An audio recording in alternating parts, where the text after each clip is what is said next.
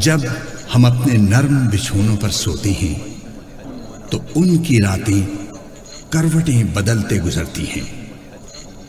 جب ہم اپنے آرام قدوں میں بیٹھ کر امت کی سربلندی کے خواب دیکھتے ہیں تو ان خوابوں کی تعبیریں ان کے صبر پہم اور دعاؤں ہی سے رنگ لاتی ہیں۔ وہ بیڑیوں میں جکڑے، پنجروں میں بند، اذیتوں میں مبتلا ہیں اور اپنا ایمانی حق ہمیں یاد دلاتے ہیں۔ فک الحانی، فک الحانی، قیدی کو چھڑا۔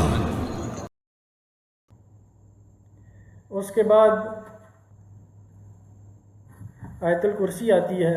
یہ ایک بہت ہی عظیم آیت ہے قرآن کریم کی، جس میں اللہ تعالیٰ اپنی وحدانیت کا بتاتا ہے کہ دیکھو ایک ہی وہ واحد ہستی ہے جو زندہ و جاوید ہے، وہی ایک تمہارا الہ ہے اور اسی نے تمہیں پیدا کیا ہے اور باقی تمام نظام بھی اسی نے قائم کیا ہے۔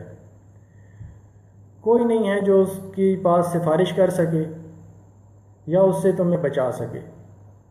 من ذا الذی یشفع عندہ الا باذنہ، کوئی اس کے پاس شفاعت نہیں کر سکتا۔ کس میں ہے، کون ہے جو اس کے پاس شفاعت کرے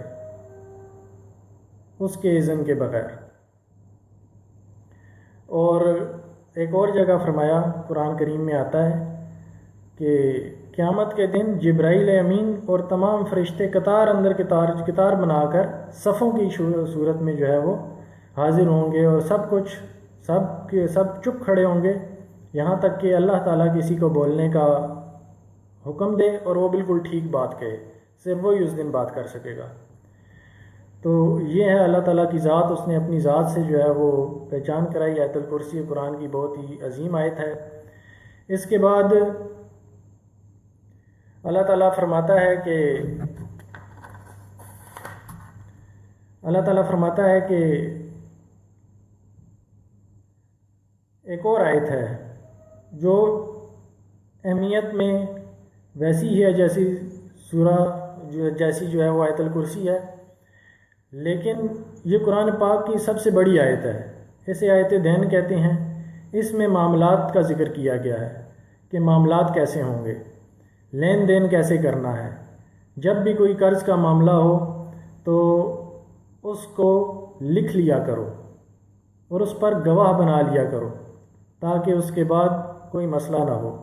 تو یہ اللہ تعالیٰ کے ڈائریکٹ آرڈرز ہیں، اور ہمارے معاشرے میں اس کا خیال نہیں رکھا جاتا۔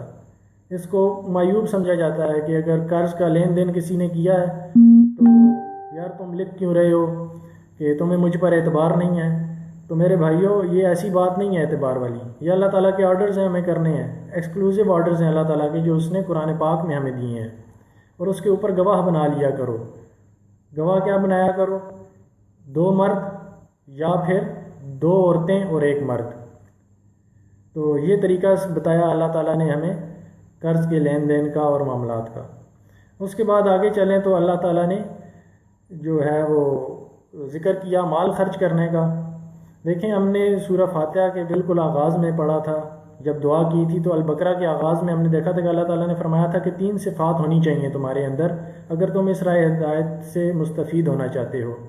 اور وہ صفات میں سب سے پہلے تھی کہ غیب پر ایمان لانا، اور اس کے بعد نماز قائم کرنا اور اپنا مال خرچ کرنا۔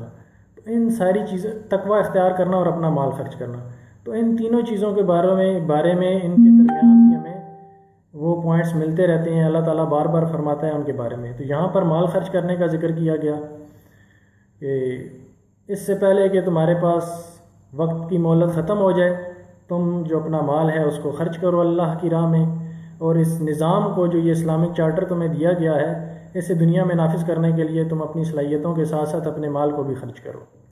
اور پھر درمیان میں ہی آیات میں بار بار اللہ تعالیٰ یہ بھی فرماتا ہے کہ اللہ کا تقوی اختیار کرو۔ بار بار یہ الفاظ آتے ہیں، واتقوا اللہ واتقوا اللہ واتقوا اللہ واعلموا ان اللہ شدید العقاب۔ اللہ کا تقوی اختیار کرو اور جان رکھو کہ اللہ شدید عذاب دینے والا ہے۔ تو آخر میں سارے کو کنکلوڈ کرتے ہوئے جب سورہ بقرہ کا آخر آتا ہے تو اس کا آخری رکوع کی جو آخری 2 آیات ہیں وہ بہت ہی اہمیت کی حامل ہیں۔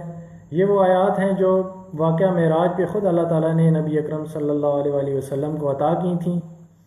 ان میں مسلمانوں کو دعا سکھائی گئی ہے کہ ان کے ذمے اب جو ذمہ داری ڈالی ہے، اس کے بعد جو انہیں پورا اسلامک چارٹر دیا گیا، اس کو ادھر نافذ کرنا ہے اس دنیا کے اندر۔ یہ کوئی آسان کام نہیں ہے، یہ کوئی ایسا کام نہیں ہے جس کو ہلکا لیا جائے یا مذاق میں لے لیا جائے یا بیٹھے بیٹھے ہو جائے۔ اس کے لیے قربانی دینی پڑتی ہے، واقعی مرد بن کے دکھانا پڑتا ہے۔ تو اس لیے اللہ تعالیٰ نے فرمایا کہ تم اللہ سے استعانت طلب کرو۔ تو اللہ تعالیٰ نے خود ہی دعا سکھائی، جو البقرہ کی آخری 2 آیات ہیں۔ تو یہ اللہ تعالیٰ، یہ وہ آیات ہیں جو آپ صلی اللہ علیہ وسلم کو خود عطا کی گئی تھیں واقعہ معراج پہ۔ تو ان کو یاد بھی کرنا چاہیے اور یہ زیادہ سے زیادہ مانگنی بھی چاہیے۔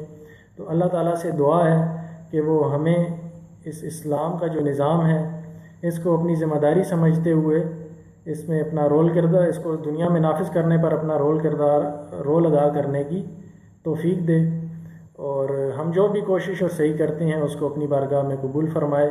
وآخر الدعوانا الحمد للہ رب العالمین۔